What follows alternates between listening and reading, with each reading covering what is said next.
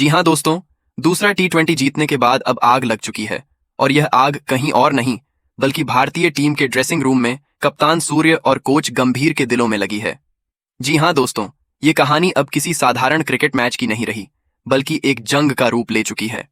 एक ऐसी जंग जहां हर गेंद गोली का काम करेगी और बल्ले से निकला हर रन मैदान पर सैलाब लेकर आएगा। भारत और कीवियों के बीच खेली जा रही 5 टी20 मैचों की सीरीज का कल दूसरा मुकाबला था और भारत ने जिस तरह से कीवी टीम को धूल चटाई है, उसने यह साफ कर दिया है कि वनडे में मिली हर हार का बदला कोच गंभीर टी20 में लेने वाले हैं। दूसरा टी20 मुकाबला अब इतिहास बन चुका है, जो क्रिकेट की गलियारों में इतिहास के पन्नों पर हमेशा के लिए दर्ज हो चुका है। भारत ने दूसरे टी20 में जिस अंदाज में यह मैच जीता, वह टी20 वर्ल्ड कप से पहले एक बड़ा संदेश था। लेकिन असली खेल तो मैच खत्म होने के बाद शुरू हुआ। जैसे ही मैदान की लाइटें बंद हुईं, कोच गंभीर और कप्तान सूर्य ने ड्रेसिंग रूम में रणनीतियों की आग लगा दी। इसी आग में तीसरे और निर्णायक मुकाबले को लेकर कुछ बड़े फैसले लिए गए। इन फैसलों में सबसे बड़ा और चर्चा का विषय रहा तीसरे टी20 के लिए प्लेइंग 11 में होने वाले चौंकाने वाले बदलाव। कोच गंभीर यह भली भांति जानते हैं कि वनडे सीरीज में उनसे जो गलतियां हुई थीं, जिनका खामियाजा टीम को सीरीज हारकर भुगतना पड़ा, वे गलतियां अब टी20 में बर्दाश्त नहीं की जाएंगी। इसी बात को ध्यान में रखते हुए तीसरे मुकाबले के लिए फाइनल प्लेइंग 11 से 4 खिलाड़ियों का नाम काट दिया गया है और उनकी जगह 4 धुरंधरों को टीम में शामिल किया गया है। इन बड़े बदलावों के बाद भारतीय टीम अब पहले से कहीं ज्यादा मजबूत और खतरनाक नजर आ रही है। जैसे ही दूसरे टी20 में भारतीय टीम को जीत मिली, भारतीय खेमे में हलचल तेज हो गई। कोच और कप्तान ने मिलकर न्यूजीलैंड पर एक अंतिम वार करने के लिए जिस नई टीम की घोषणा की है, उससे भारतीय टीम तो और ज्यादा मजबूत हुई ही है, साथ ही कीवी खेमे में डर का माहौल भी बन गया है। नई प्लेइंग 11 का ऐलान कुछ इस अंदाज में हुआ कि गंभीर ने कड़े शब्दों में साफ कह दिया, अब न कोई प्रयोग चलेगा, न ही कोई रहम होगा। अब सिर्फ कोहराम मचेगा, क्योंकि सूर्य और उनकी टीम ने जिन धाकड़ खिलाड़ियों को शामिल किया है, वे सबसे खतरनाक, विस्फोटक और बेहद बेरहम माने जाते हैं। वहीं जिन 4 खिलाड़ियों को गंभीर ने टीम से बाहर का रास्ता दिखाया है, उनके न तो बल्ले से रन बरस रहे थे और न ही गेंद में वह धार दिखाई दे रही थी जिसके दम पर उन्हें टीम में जगह मिली थी। इसी वजह से उनके लिए टीम में दोबारा एंट्री के दरवाजे फिलहाल बंद कर दिए गए हैं। कोच गंभीर का साफ कहना है कि टीम के हित में ये बदलाव बेहद जरूरी थे। नई टीम का चयन कीवी टीम के लिए एक खुला संदेश है कि यह नई भारतीय टीम एक से बढ़कर एक तूफानी खिलाड़ियों से सजी हुई है, जो मैदान पर उतरते ही सब कुछ बहा ले जाने की क्षमता रखते हैं। जी हाँ दोस्तों, जिन खिलाड़ियों की तीसरे टी20 के लिए टीम में एंट्री हुई है, वे बदलाव निश्चित रूप से चौंकाने वाले हैं। इन बदलावों से साफ संकेत मिलता है कि भारतीय टीम अब किसी भी तरह का जोखिम नहीं लेना चाहती और सीरीज को यहीं खत्म करने के इरादे से मैदान में उतरेगी। अगर भारतीय टीम यह मुकाबला जीतने में सफल रहती है तो सीरीज पूरी तरह से भारत के नाम हो जाएगी। वहीं दूसरी ओर न्यूजीलैंड की टीम के लिए यह मैच करो या मरो जैसा बन चुका है। कीवी टीम यह मुकाबला जीतकर सीरीज में खुद को बनाए रखना चाहती है, इसीलिए अब तीसरा टी20 किसी फाइनल से कम नहीं होने वाला। मैदान पर हर गेंद के साथ दबाव बढ़ता जाएगा और दोनों टीमों की रणनीतियां खुलकर सामने आएंगी। कप्तान सूर्य कुमार यादव अच्छी तरह जानते हैं कि यहां से बस एक जोरदार प्रहार और कीवी टीम का काम तमाम हो सकता है। इसी सोच के साथ टीम चयन में आक्रामकता और संतुलन दोनों का ध्यान रखा गया है।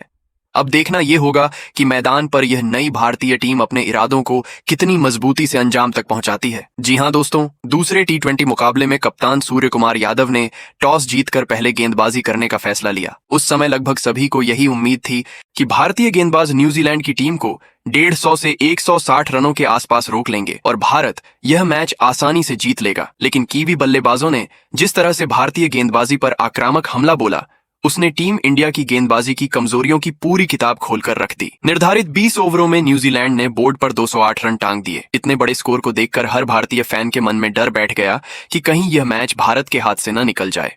माहौल पूरी तरह से न्यूजीलैंड के पक्ष में जाता हुआ नजर आ रहा था। लेकिन तभी मैदान पर उतरे ईशान किशन और कप्तान सूर्य कुमार यादव, और दोनों ने ऐसा तूफानी अंदाज दिखाया जिसने मैच की तस्वीर ही बदल दी। ईशान किशन की विस्फोटक बल्लेबाजी और सूर्य कुमार यादव की बेखौफ स्ट्रोक प्ले के सामने कीवी गेंदबाज पूरी तरह बेबस नजर आए। दोनों ने मिलकर 209 रनों का लक्ष्य महज 16 ओवरों में ही हासिल कर लिया। यह जीत जितनी शानदार थी उतनी ही ऐतिहासिक भी, क्योंकि इतनी तेजी से इतने बड़े लक्ष्य को हासिल करना आसान काम नहीं होता। स्टेडियम में मौजूद दर्शक झूम उठे और भारतीय खेमे में जश्न का माहौल बन गया। लेकिन दोस्तों, इस जबरदस्त जीत के बावजूद कप्तान सूर्य कुमार यादव के चेहरे पर वह पूरी खुशी नजर नहीं आ रही थी। उनके दिल में कहीं ना कहीं एक कसक थी। इसकी वजह साफ थी, गेंदबाजी में दिखाई दी कमजोरियां।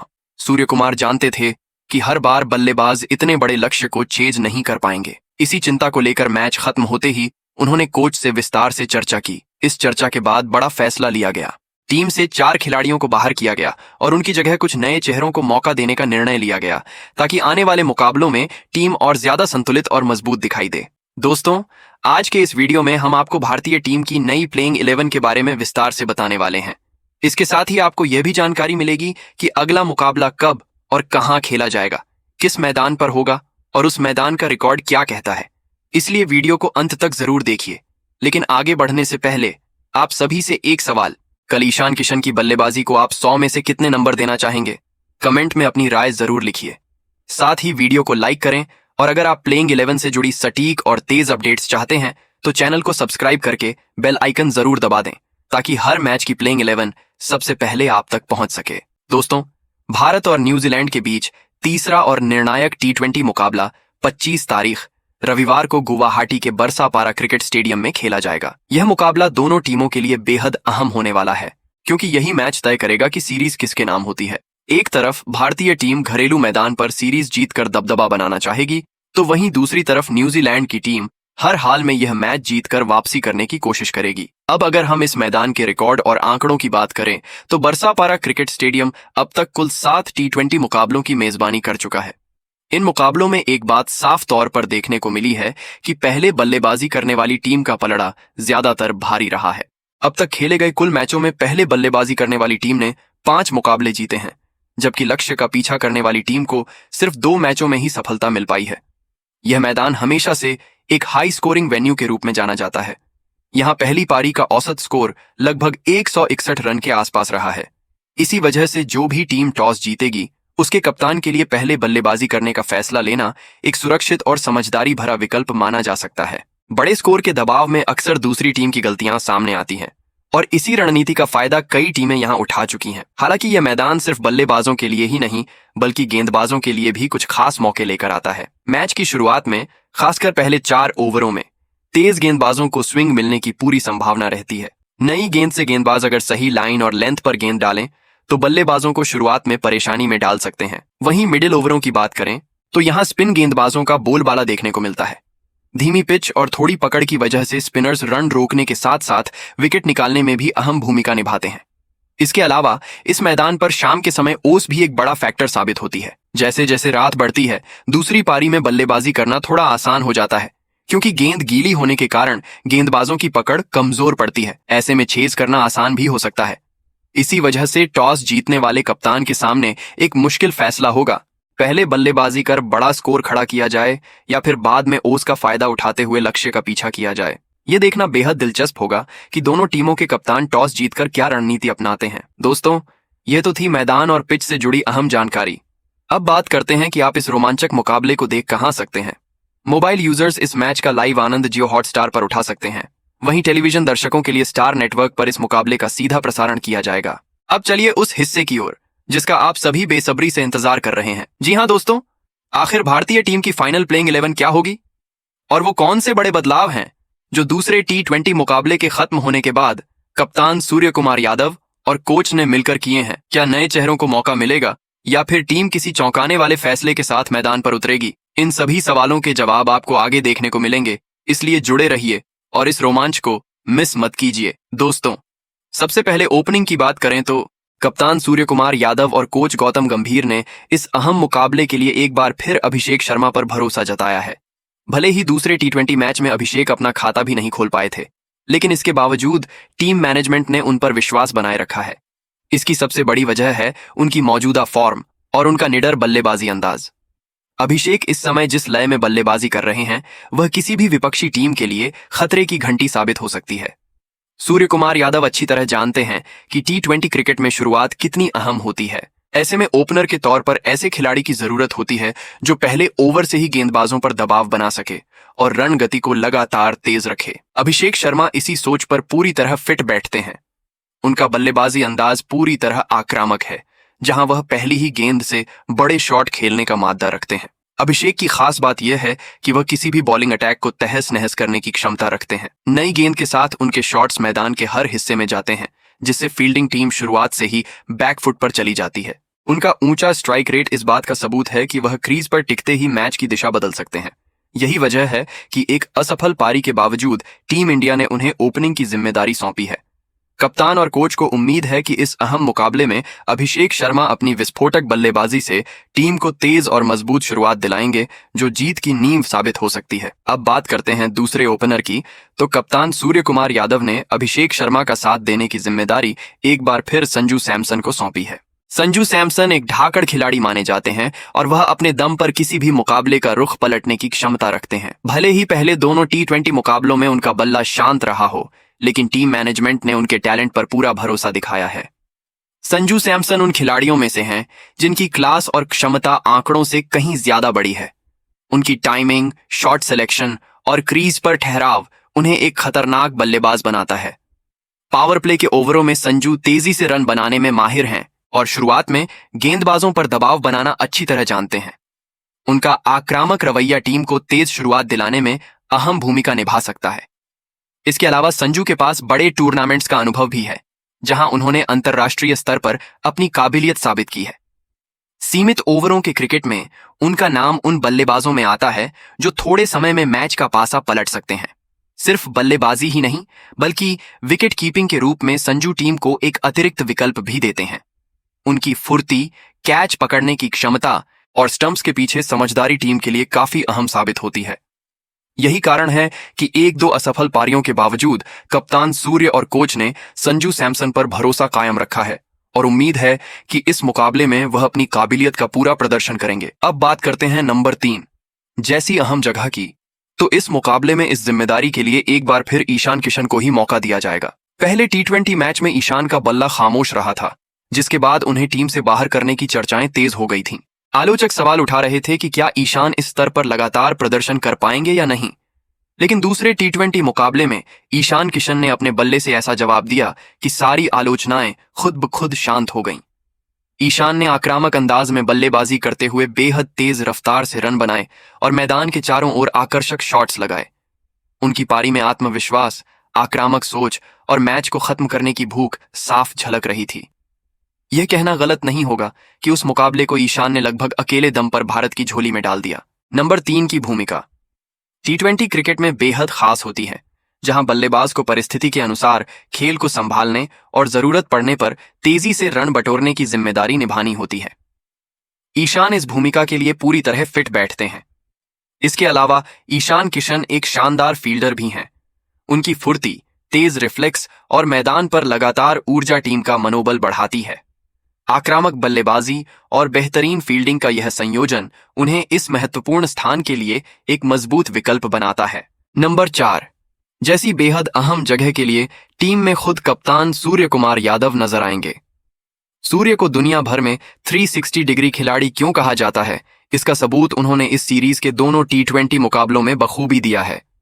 पहले T20 मैच में शानदार शुरुआत के बाद वह अपनी पारी को बड़े स्कोर में नहीं बदल पाए थे, लेकिन दूसरे मुकाबले में सूर्य ने अपने असली रंग दिखा दिए। उन्होंने विस्फोटक अंदाज में बल्लेबाजी करते हुए मैदान के हर कोने में शॉट लगाए और विपक्षी गेंदबाजों को कोई मौका नहीं दिया। दूसरे T20 में सूर्य की पारी खास इसलिए भी रही क्योंकि शुरुआत में वह बेहद संयमित नजर आए। शुरुआती गेंदों पर उन्होंने समय लिया, हालात को समझा और फिर अचानक गियर बदलते हुए रन बनाने की रफ्तार ऐसी बढ़ाई कि न्यूजीलैंड के गेंदबाज पूरी तरह दबाव में आ गए। उनकी बल्लेबाजी में क्लास, पावर और नवाचार तीनों का बेहतरीन मिश्रण देखने को मिला। सिर्फ बल्लेबाजी ही नहीं, सूर्य कुमार यादव की कप्तानी भी टीम इंडिया के लिए बड़ी ताकत बनकर उभरी है। उनकी रणनीति साफ है, खिलाड़ियों पर भरोसा और मैदान पर आक्रामक सोच। अब तक उनकी कप्तानी में भारतीय टीम ने T20 सीरीज में हार का स्वाद नहीं चखा है। यही अनुभव, आत्मविश्वास और आक्रामक नेतृत्व नंबर 4 पर उन्हें टीम का सबसे भरोसेमंद स्तंभ बनाता है। अब बात करते हैं नंबर 5 जैसी बेहद अहम जगह की, जहां कप्तान सूर्य कुमार यादव ने एक बार फिर हर फनमौला खिलाड़ी हार्दिक पांड्या पर भरोसा जताया है। हार्दिक पांड्या मौजूदा समय में उन चुनिंदा खिलाड़ियों में शामिल हैं जो अकेले अपने दम पर मैच का रुख बदलने की क्षमता रखते हैं। उनकी मौजूदगी टीम को संतुलन देती है और कप्तान को रणनीति के लिहाज से कई विकल्प उपलब्ध कराती है। हार्दिक की सबसे बड़ी ताकत उनकी आक्रामक बल्लेबाजी है। वह अंतिम ओवरों में आते ही गेंदबाजों पर सीधा दबाव बना देते हैं और बड़े शॉट खेलने से कभी हिचकिचाते नहीं हैं। लंबे छक्के लगाने की उनकी क्षमता विरोधी टीम की योजनाओं को पूरी तरह बिगाड़ देती है। रन गति को तेज करना और टीम को मजबूत फिनिश देना हार्दिक की खास पहचान बन चुकी है। गेंदबाजी में भी हार्दिक पांड्या किसी से कम नहीं है। नई गेंद हो या बीच के ओवर, उनकी स्विंग गेंदबाजी बल्लेबाजों को चकमा देने का मादा रखती है। जरूरत पड़ने पर वह अहम विकेट निकालकर टीम को राहत दिलाते हैं। इसके अलावा उनका आत्मविश्वास, अनुभव और मैदान पर सकारात्मक ऊर्जा टीम इंडिया के लिए बेहद कीमती साबित होती है। नंबर 5 पर हार्दिक पांड्या का होना भारतीय टीम को और भी खतरनाक बनाता है। अब बात करते हैं नंबर 6 जैसी बेहद अहम जगह की, जहां एक बार फिर रिंकू सिंह पर भरोसा जताया गया है। रिंकू सिंह ने कम समय में भारतीय टीम के लिए जो पहचान बनाई है वह असाधारण है। वह अंतिम ओवरों के विशेषज्ञ माने जाते हैं और दबाव की परिस्थितियों में शांत रहकर बड़े शॉट लगाने की क्षमता रखते हैं। रिंकू का आत्मविश्वास उनकी सबसे बड़ी ताकत है। जब टीम मुश्किल में होती है तब वह मैदान पर उतरकर हालात को अपने पक्ष में मोड़ देते हैं। उनका स्ट्राइक रोटेशन, गैप निकालने की कला और जरूरत पड़ने पर छक्के उड़ाने की काबिलियत उन्हें फिनिशर के तौर पर बेहद भरोसेमंद बनाती है। अब बात करते हैं नंबर 7 जैसी बेहद अहम जगह की, जहां इस मुकाबले में नीतीश कुमार रेड्डी को मौका दिया गया है। शिवम दुबे की जगह नीतीश को शामिल करना कप्तान और कोच का बेहद साहसिक फैसला माना जा रहा है। नीतीश एक युवा लेकिन बेहद प्रतिभाशाली ऑलराउंडर हैं। उनके खेल में आक्रामकता के साथ साथ अनुशासन भी देखने को मिलता है। वह जरूरत पड़ने पर तेज रन बना सकते हैं और साथ ही मध्यम गति की गेंदबाजी से टीम को अतिरिक्त विकल्प भी देते हैं। उनकी फील्डिंग चुस्त है और वह मैदान पर पूरी ऊर्जा के साथ खेलते हैं। यह बदलाव भविष्य की सोच को भी दर्शाता है। अब बात करते हैं नंबर 8 जैसी बेहद अहम जगह की, जहां चोट से वापसी कर रहे अक्षर पटेल को फिर से टीम में शामिल किया गया है। अक्षर पटेल भारतीय टीम के सबसे भरोसेमंद ऑलराउंडरों में गिने जाते हैं। उनकी गेंदबाजी में नियंत्रण और सटीकता साफ नजर आती है। वह बीच के ओवरों में रन गति पर लगाम लगाते हैं और समय समय पर विकेट निकालकर विरोधी टीम की कमर तोड़ देते हैं। बल्लेबाजी में भी अक्षर उपयोगी योगदान देते हैं और अंतिम ओवरों में टीम को जरूरी रन दिलाने की क्षमता रखते हैं। फील्डिंग में उनकी फुर्ती टीम को अतिरिक्त मजबूती प्रदान करती है। अब बात करते हैं नंबर 9 जैसी बेहद अहम जगह की, जहां टीम ने हर्षित राणा को जगह दी है। हर्षित राणा एक उभरते हुए तेज गेंदबाज हैं, जिन्होंने घरेलू और अंतर्राष्ट्रीय स्तर पर अपनी प्रतिभा का लोहा मनवाया है। उनकी सबसे बड़ी खासियत उनकी गति और उछाल है, जो बल्लेबाजों को असहज कर देती है। वह नई गेंद से आक्रामक लाइन लेंथ के साथ गेंदबाजी करते हैं और बीच के ओवरों में भी विकेट लेने का मादा रखते हैं। इसके अलावा हर्षित की धीमी गेंदें बल्लेबाजों के लिए बड़ा चैलेंज बन सकती हैं। उनका जज्बा टीम को अतिरिक्त धार देता है। अब बात करते हैं नंबर 10 जैसी बेहद अहम जगह की, जहां mystery spinner Varun Chakravarthy team की गेंदबाजी को मजबूती देते नजर आएंगे। वरुण अपनी अनोखी फिरकी और विविधताओं के लिए जाने जाते हैं। उनकी गेंद को पढ़ पाना बल्लेबाजों के लिए बेहद मुश्किल होता है। वह बीच के ओवरों में रन रोकने के साथ साथ विकेट लेने की अहम भूमिका निभाते हैं। वरुण का आत्मविश्वास और अनुभव उन्हें बड़े मैचों का खिलाड़ी बनाता है।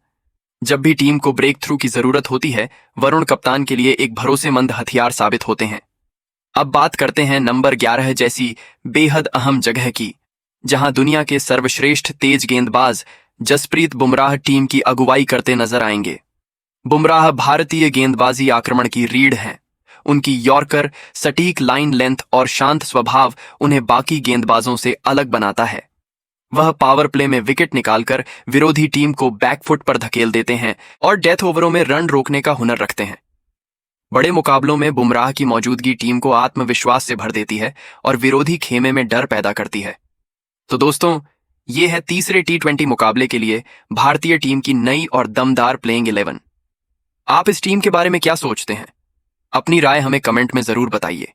साथ ही अगर आपको वीडियो पसंद आया हो तो वीडियो को लाइक करें और चैनल को सब्सक्राइब करना न भूलें, ताकि ऐसी ही ताज़ा और सटीक जानकारी आप तक सबसे पहले पहुंचती रहे। मिलते हैं दोस्तों एक और नए वीडियो में। तब तक जय हिंद, वंदे भारत।